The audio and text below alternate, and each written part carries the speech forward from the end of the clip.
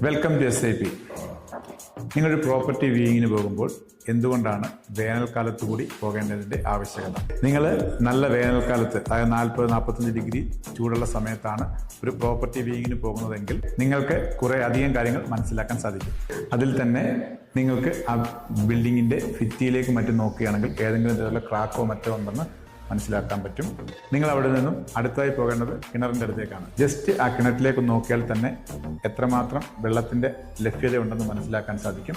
അങ്ങനെ കിണറിൽ നിന്നുള്ള വെള്ളത്തിൻ്റെ ലഭ്യത കുറവാണെങ്കിൽ നിങ്ങൾ അടുത്തതായി ചെയ്യേണ്ടത് അവിടെ മറ്റേതെങ്കിലും തരത്തിലുള്ള വാട്ടർ സോഴ്സ് ഉണ്ടോ എന്ന് നോക്കുക. അതായത് പഞ്ചായത്ത്, മുനിസിപ്പാലിറ്റി അവരുടെ ഏതെങ്കിലും തരത്തിലുള്ള വാട്ടർ സോഴ്സ് ഉണ്ടോ എന്ന് ഉറപ്പുവരുത്തുക. അത് നിങ്ങൾ ശ്രദ്ധിക്കാതെ പോയാൽ ഭാവിയിൽ നിങ്ങൾക്ക് വെള്ളത്തിൻ്റെ ബുദ്ധിമുട്ടുണ്ടായെങ്കിൽ നിങ്ങൾ ഒരുപാട് പൈസ മുടക്കിയാൽ പോലും ചിലപ്പോൾ അവിടെ വെള്ളം കണ്ടെത്താൻ സാധിക്കില്ല.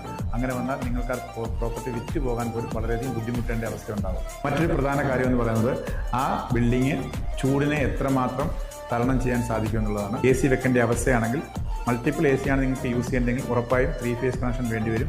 അങ്ങനെയാണെങ്കിൽ അതിൻ്റെ കണക്ഷൻ ഒരുപാട് ദൂരെയാണെങ്കിൽ നിങ്ങൾക്ക് അവിടെ കുറച്ച് പൈസ ഏറെ മുടക്കേണ്ടതായി വരും ആ കണക്ഷൻ അവിടെ എത്തിക്കുന്നതിന് വേണ്ടി. സോ ഈ പ്രോപ്പർട്ടിയെ പറ്റിയുള്ള നിങ്ങളുടെ അനാലിസിസ് രേഖപ്പെടുത്തിയതിന് ശേഷം മഴക്കാലത്ത് കൂടി ആ പ്രോപ്പർട്ടി വിസിറ്റ് ചെയ്ത് അപ്പോഴും കിട്ടുന്ന ഇൻഫർമേഷൻ നോട്ട് ചെയ്ത് ഒരു ഫൈനൽ ഡിസിഷനിലേക്ക് എത്തുക. അങ്ങനെ ഈ ഘടകങ്ങളെല്ലാം നോക്കി നല്ലൊരു പ്രോപ്പർട്ടിയിൽ നിങ്ങൾക്ക് ഇൻവെസ്റ്റ് ചെയ്യാൻ സാധിക്കട്ടെ. Aneesh Prasidhar signing out.